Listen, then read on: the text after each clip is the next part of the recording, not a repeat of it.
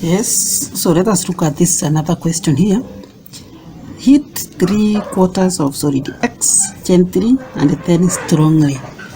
A colorless liquid forms on the cooler parts of the test tube. So that is our observation number 1, that a colorless liquid is formed at the cooler parts of the test tube. So that one simply confirms that here the salt is hydrated salt, or you can say water. The salt contains water of crystallization. The blue litmus paper turns red and red remains red, so meaning the acidic gas or hydrogen ions present.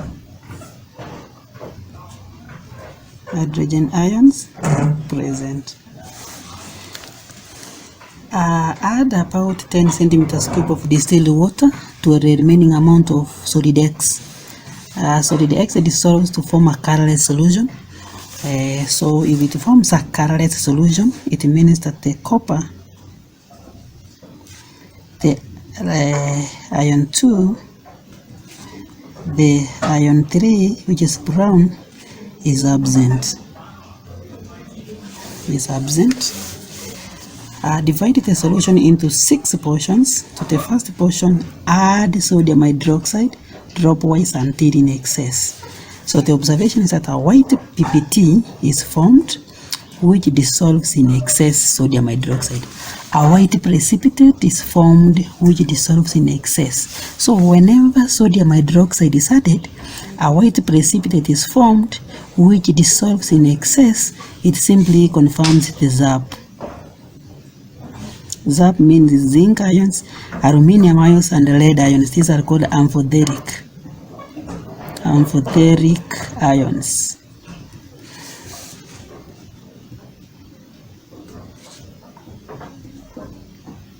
Present, and then lead 2 positive present. To the second portion, add ammonia solution dropwise until in excess. So ammonia solution simply means ammonium hydroxide. So a white precipitate is formed insoluble in excess. But we have said this one are present. So if a white precipitate is formed which does not dissolve in excess sodium hydroxide, it simply means that the zinc 2 positive is absent.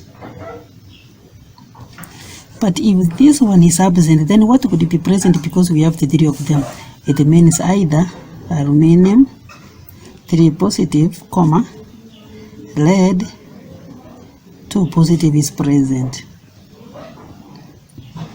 So you can choose to give this as the answer and it is correct, or you can give this and this present and the answer is correct. To the third portion, add 4 drops of potassium iodide. Remember when we were talking about the reagent potassium iodide, we expect a yellow precipitate.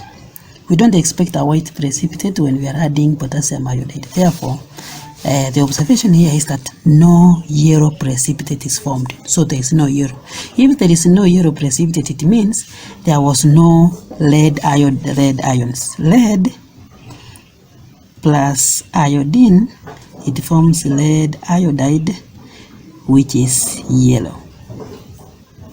But now if it is no yellow precipitate, means that the lead 2 positive is absent. Now we are doing elimination method. We have already eliminated zinc ions. We have eliminated now lead. So probably what is inside there is aluminum. So let us see, because it is the one which has remained. To the fourth portion, add 3 drops of lead nitrate. So before we move to the next one, if lead is absent, then it means that aluminum 3 positive is present. Yeah, it means that aluminium 3 positive is present. This one is absent, this one is present, because this cannot form a yellow precipitate with iodine. So this one is present. To the fourth portion, add 3 drops of lead nitrate. Lead nitrate. So lead nitrate, a white precipitate is formed. A white precipitate is formed. So if a white precipitate is formed and we are adding lead, then we have 4 anions that are present. That is the sulfate, the sulfate, the sulfite, the carbonate, sorry, 2 minus, the carbonate, and then the chloride. Because it is lead, so all of these are present. All of them are present. To the fourth portion, add barium nitrate followed by nitric acid. Barium followed by nitric.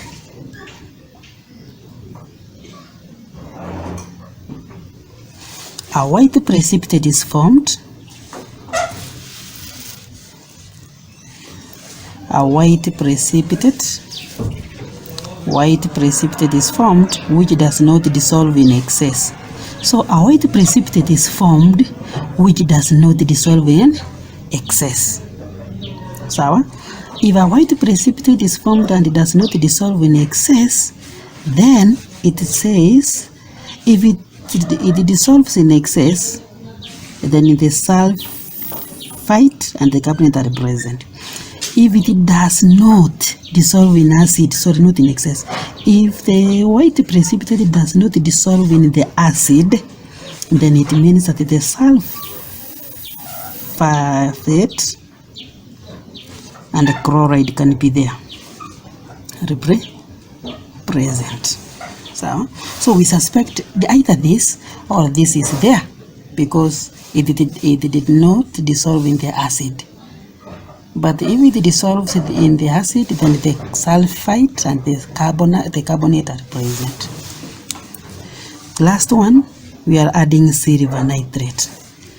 Silver nitrate, there is no white PPT. Silver nitrate will form a white precipitate with chlorine. But now, since there is no white precipitate, it means that the chloride ions are absent. Now the chloride ions are here, we suspected that it was present. Chloride ions was present. But now here in the next one, we have disqualified chloride. So what could be there? Probably, most probably the sulfate ions is the one that is present. So when now you want to give the name of solid X, X is aluminium, because here we said aluminium is present. Aluminium sulfate. Aluminium sulfate is the compound that is present here.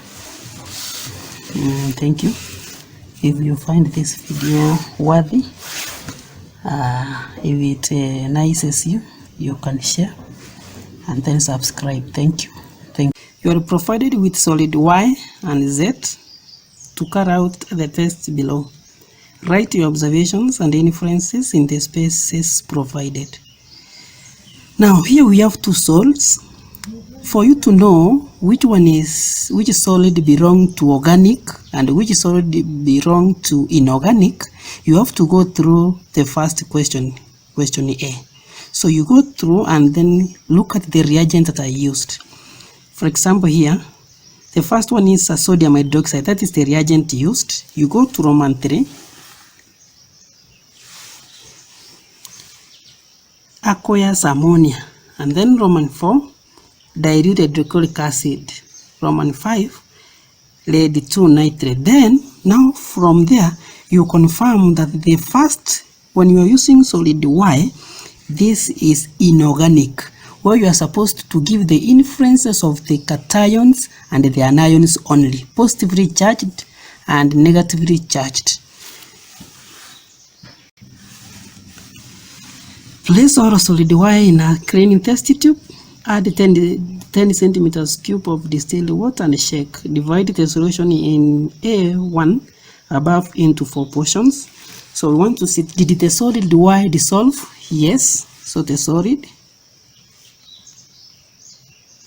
dissolve, forming a colorless solution.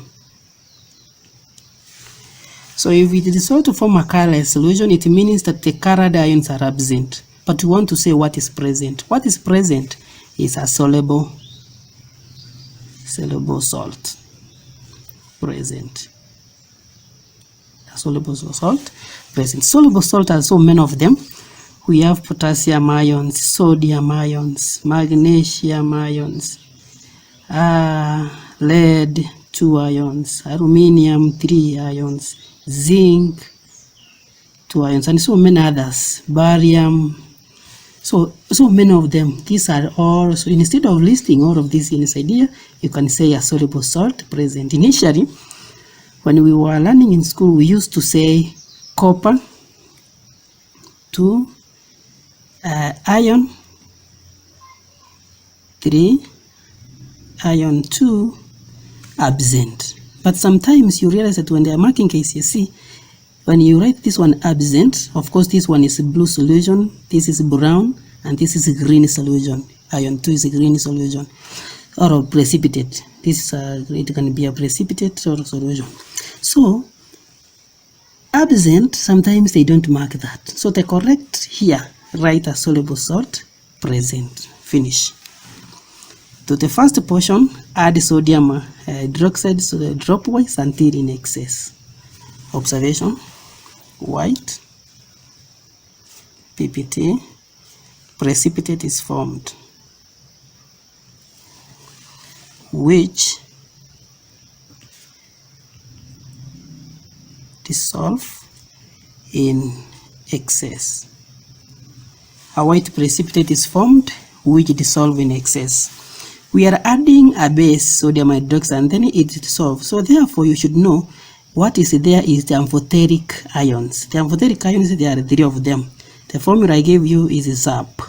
ZAP, Z stands for zinc, A stands for aluminium, and the P stands for lead. So these are the amphoteric ions. I know you understand about amphoteric hydroxides and oxides, which is aluminium oxide, zinc oxide, and lead oxide. They are amphoteric. So you write here the zinc, the lead, aluminium 3 present.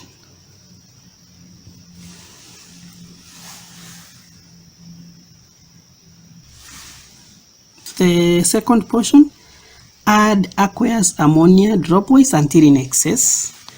White precipitate is formed. That is for dropwise. What happens in excess? The white precipitate does not dissolve in excess. So a white precipitate is formed, which is insoluble in excess. So a white precipitate is formed which is insoluble in excess. It means, remember zinc 2 ions, when we add ammonia dropwise and then in excess, zinc ions, if the zinc ions is present, it will dissolve, the white precipitate will dissolve to form a colorless solution. But now this one is not forming a colorless solution. The white precipitate persists. Therefore, it means that the zinc 2 ions is absent. The zinc ions is absent. But if the zinc ions is absent, what will be present? We had 3 of them: aluminium, zinc, and lead. Therefore, zinc is not there. It means that lead and aluminium are present because this one is absent. I want to avoid the negative answers. You write, instead of writing this one absent, write what is present. To the third portion, add 5 drops of dilute hydrochloric acid. whenever you are adding any acid into a solution that you are testing, observation number 1 is you expect a precipitate. Observation number 2, you expect effervescence. So you need to give both observations. So observation number 1, effervescence occurs or it does not. In this case, effervescence occurred. So effervescence occur. So if effervescence occurs, it means this acid went into that solution in the test tube, met a carbonate, met a sulfite, and they produced the respective gases. So it means that the sulfite and the carbonate are present. Another observation you are expecting is that HCl, the chloride HCl, the chloride here could enter there. It will form a white precipitate with silver and lead. But initially we didn't have silver, so we eliminated that. So did it form a white precipitate? That means lead could be inside. Now that's what we want to see. It depends on the observation. What is the observation? No white PPT. No white PPT. So if there is no white PPT, it means that lead ions were not inside. Otherwise, if the lead ions were inside that solution, could combine with chloride to form lead chloride. And lead chloride is a white precipitate. But now we don't have no white PPT. Therefore, lead ions is absent. So if lead ions is absent, what is present? Aluminium.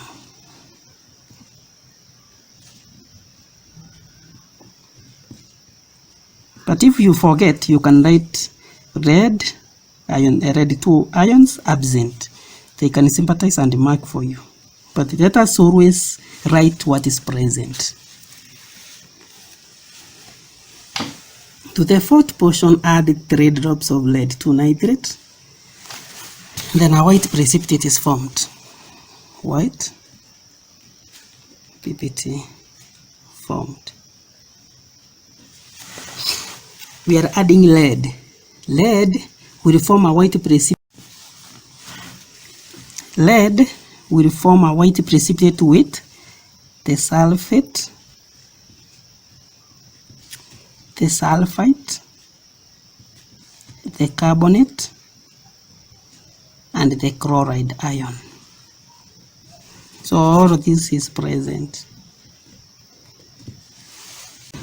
Place about a half of the solid D in a dry test tube. Heat it strongly and test for any gas produced using a blue and red litmus paper. So after doing the experiment, it was observed that a blue litmus paper remains blue, red litmus paper remains red. So that means that whatever gas that was produced, that gas was a neutral gas.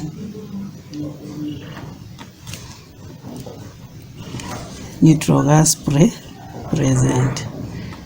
Neutral gas. It was a neutral gas, so it could not change the blue litmus paper to red, and red could not change it to blue, so it was a neutral gas. Place the rest of the solid D in a boiling tube and add about 10 centimeters cube of distilled water. Shake well and use about 2 centimeters cube or portion for each of the following tests. So solid D dissolves in water, distilled water, to form a colorless solution. So if the solid dissolves in water, forming a colorless solution, it means that the colored ions are copper, ion 2, and ion 3 are absent. We choose to give the ions or the inference of the ions which are absent because if it is colorless, there are so many ions which are present: magnesium, zinc, barium, calcium. All those salts are most of them they form a colorless solution. Therefore, we give those that give this one is blue, this one is green, and this one is brown. So the ions, the salts of these salts are brown, blue, green, and blue. So we give the inference this to make work easier. To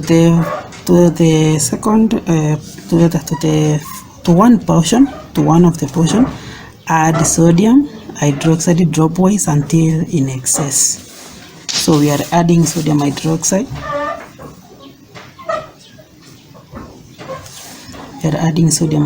And then a white precipitate is formed which dissolves in excess. So it means the amphoteric ions are present. The one we call ZAP,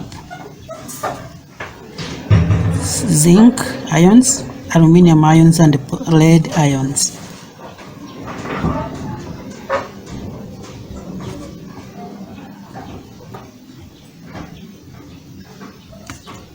Are present.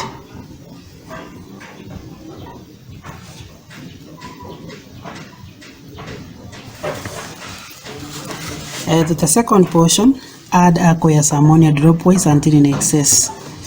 A white precipitate is formed which dissolves in excess. So if a white precipitate dissolves and then it confirms that zinc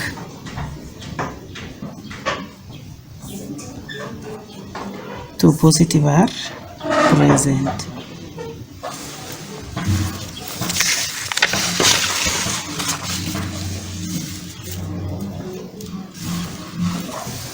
To the third portion, add about 5 drops of sodium chloride solution.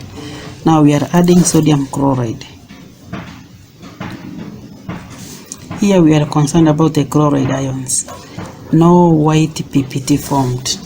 So if there was a white precipitate, we expected that there could be lead or silver. Silver chloride is a white precipitate, lead chloride is a white precipitate. So since there is no white precipitate, it means that lead two positive, you can even say silver, are absent. This one, silver chloride is a white precipitate, lead chloride is a white precipitate, so it forms a white precipitate. The fourth portion, add dilute barium nitrate. So we are adding barium nitrate, dilute barium nitrate, and then there's no white PPT. So barium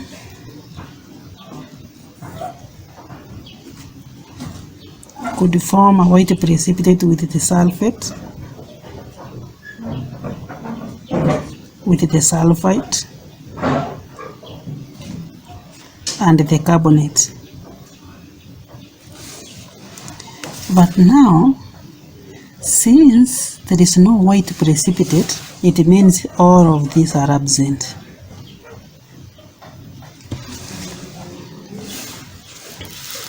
With the fifth portion, add lead nitrate and warm. So white precipitate which dissolves on warming. If a white precipitate is, and we are adding this, remember when we add lead nitrate,